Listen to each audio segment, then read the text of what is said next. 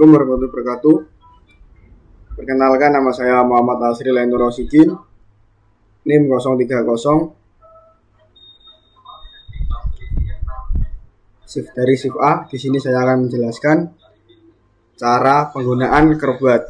Kerbad sendiri adalah aplikasi yang digunakan untuk menghitung curah hujan, jenis tanah, jenis tanaman, dan juga irigasi.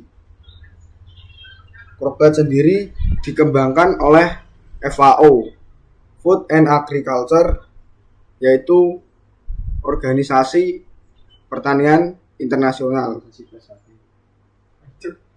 Oke, kali ini kita mulai saja. Untuk country atau negara, sini negaranya Indonesia.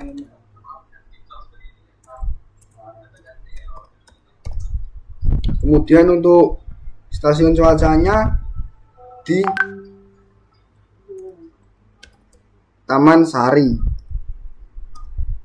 Kemudian untuk altitude di sini elevasinya 590 mdpl. Terus untuk latitude, karena di sini saya kebagian lintang selatan, jadi ini kita ganti S. Kalau lintang utara pakai yang N.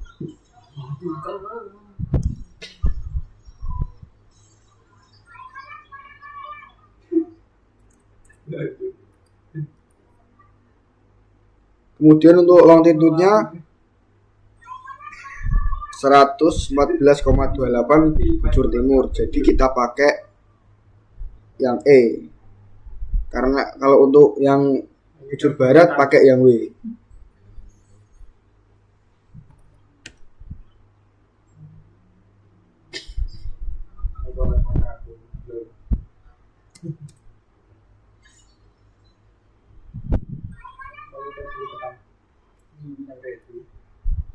Nah, setelah kita mengisi data negara, terus stasiun cuaca, altitude, latitude, dan longitude, kali ini kita masukkan data minimal temperatur di bulan Januari. Sini bulan Januari berapa ini? Di bulan Januari minimal temperaturnya 18,1.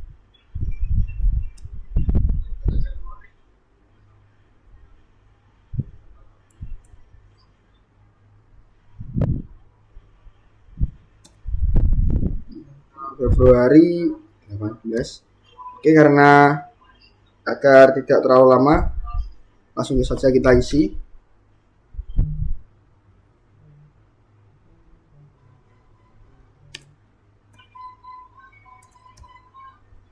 Nah, untuk cara mengisinya sendiri, kita itu ke bawah agar tidak salah datanya, perhitungannya. Karena kalau misal kita tidak mengisinya langsung, seumpama minimal temperatur tidak langsung semuanya, nanti berbeda datanya.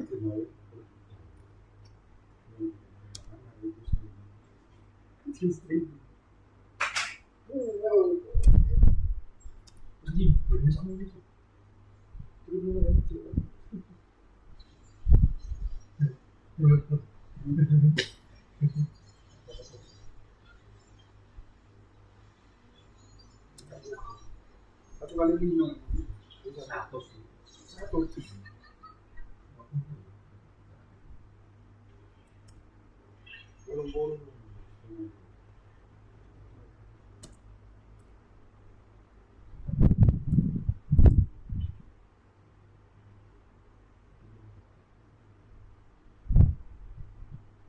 pagi.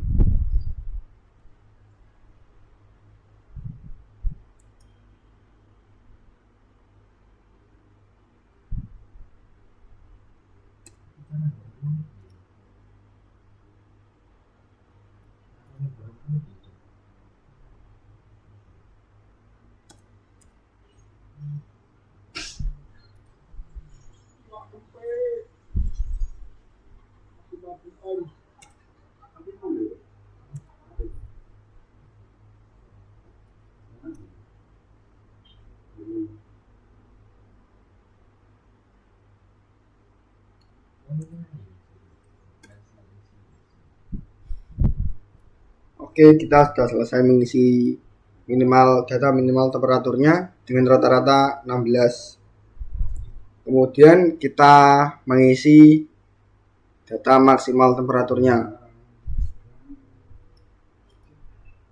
Kita sesuaikan dengan yang ada di Excel ini.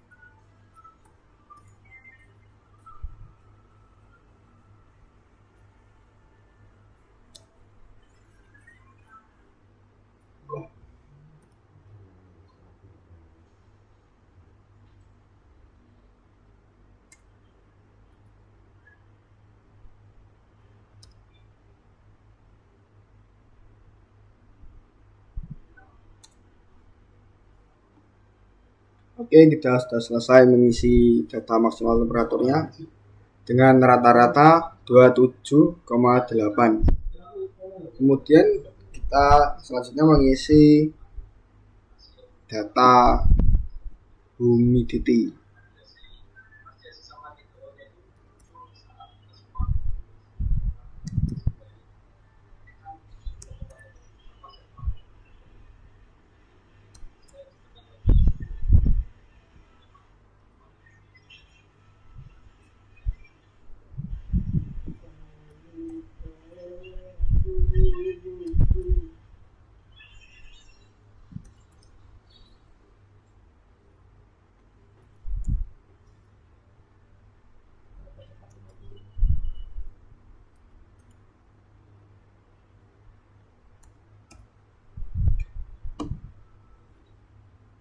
Oke, untuk humidity-nya rata-ratanya itu 85. Kemudian kita menghitung angin dengan satuan kilometer per hari.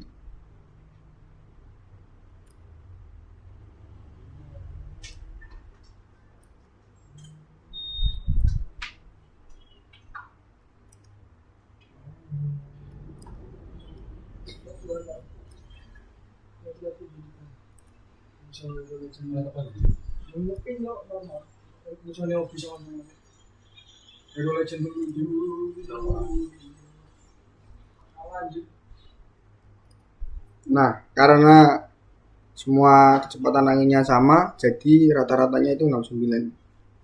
Kemudian kita menghitung memasukkan data sinar matahari.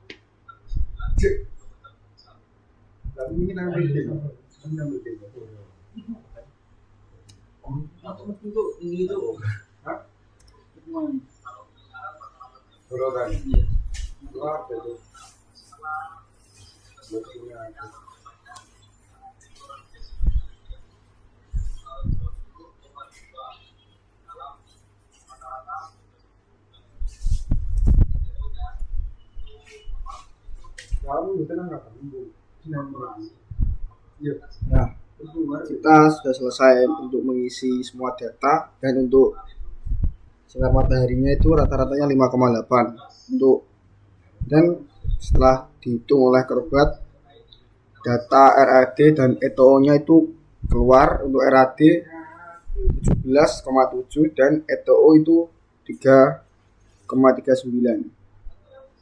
Nah, nilai ETO sendiri ini menunjukkan jumlah air yang hilang melalui evaporasi dan transpirasi. Semakin tinggi nilai ETO, semakin besar kebutuhan air tanaman untuk menggantikan kehilangan air tersebut. Nah, selanjutnya kita ke curah hujan.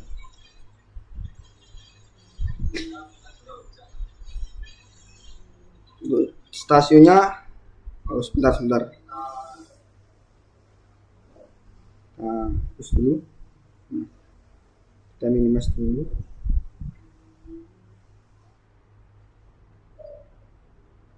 Untuk stasiunnya kita sama di Taman Sari. Terus untuk metode yang digunakan itu USDA SC. Nah, selanjutnya kita isi data curah hujan di bulan Januari sampai Desember.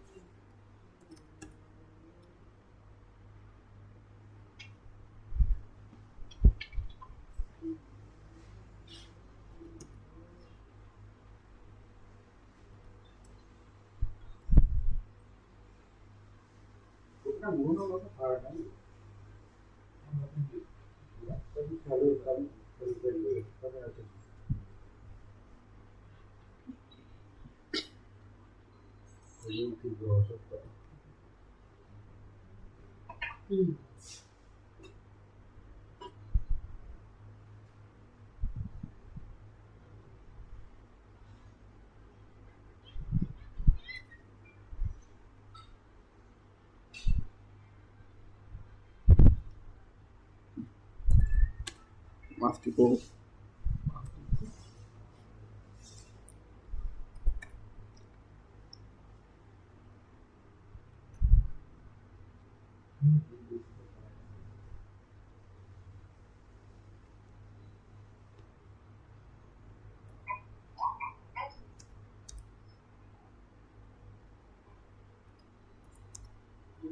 Oke, kita sudah selesai mengisi data curah hujan. Di sini total curah hujan tahunannya itu 1791, dan untuk total curah hujan efektifnya itu 1125,8. Nah, di sini tidak seluruh air hujan dapat dimanfaatkan tanaman karena sebagian hilang akibat limpasan permukaan dan evaporasi, Dari total 1791 mm hujan yang turun, hanya 1125,8 mm yang benar-benar tersedia bagi tanaman. Nah, untuk selanjutnya kita mengisi jenis tanaman.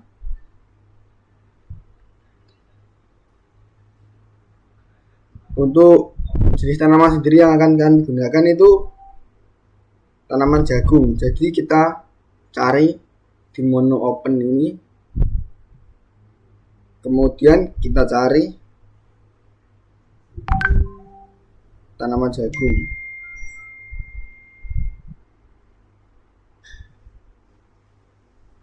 Nah, ini sudah ketemu. Nah, langsung keluar hasilnya. Di sini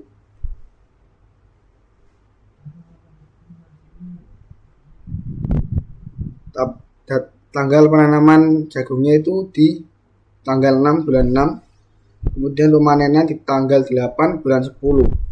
Terus untuk lama pertumbuhannya itu 125 hari. Untuk nilai KC-nya atau crop efisiennya di inisial 0,20. Terus untuk di mid seasonnya itu 40, kemudian di late seasonnya itu 30.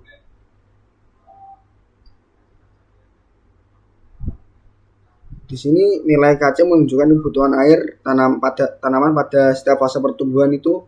Kebutuhan air tertinggi terjadi pada fase pertengahan musim dengan KC 1,20. Karena pada tahap ini tanaman sedang aktif tumbuh dan berproduksi. Terus pada fase awal dan akhir pertumbuhan, kebutuhan air tanaman itu lebih rendah. Kemudian kita ke tanah. Maaf. Kita crop dulu bagian ini.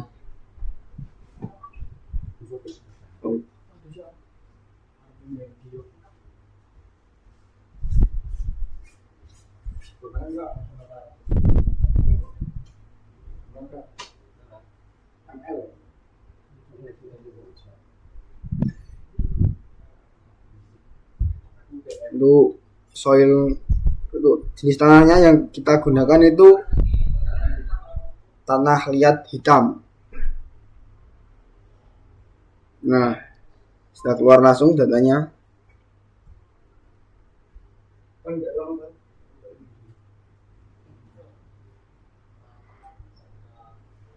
Untuk total available soil moisture-nya itu 200 mm per meter. Terus untuk maksimum rain infiltration-nya itu 30 mm per hari. Terus untuk maksimal perakaran itu 900 cm.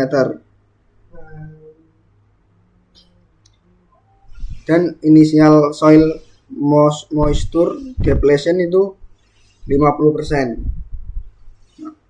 Tanah liat hitam ini memiliki kemampuan menyimpan air yang tinggi sehingga dapat menyediakan air bagi tanaman dalam waktu lebih lama.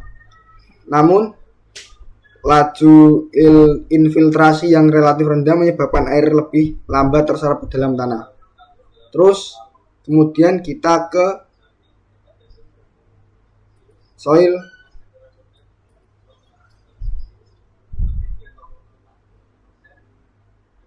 ke CWR atau crop water requirement.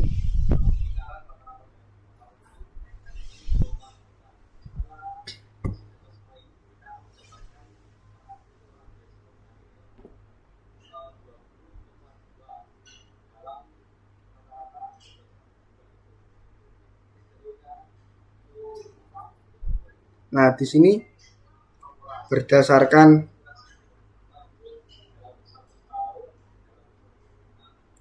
berdasarkan data kebutuhan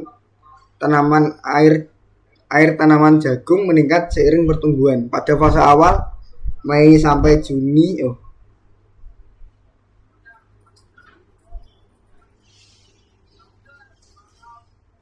kebutuhan airnya itu masih rendah. Di kisaran berapa ini? 0,86 sampai 1,15 mm per hari. Nah, kemudian pada fase akhir di situ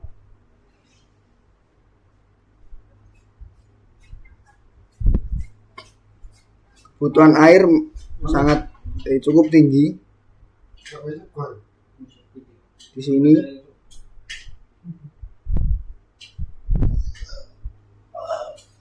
kisaran meningkat itu di pertengahan pada bulan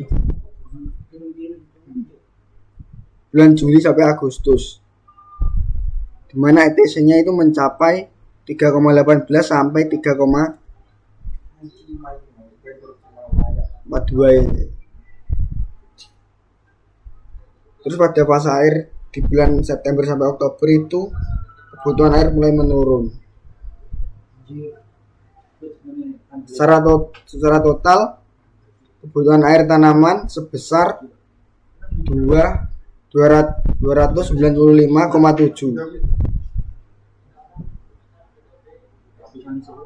Nah, kemudian untuk curah hujan efektif di angka 150,1. Kemudian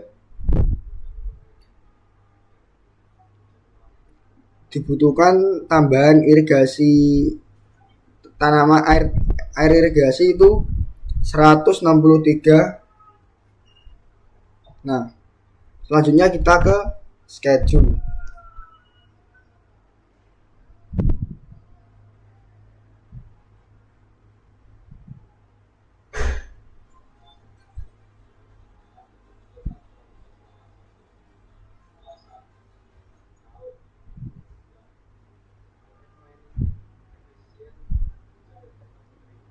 Kemudian di schedule ini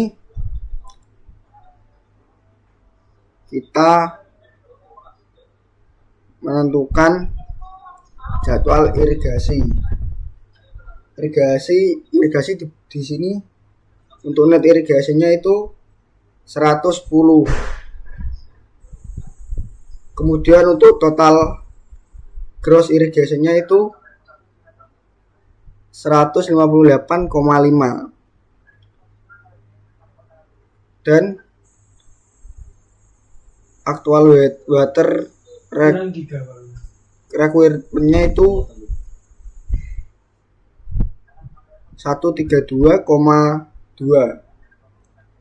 Jadi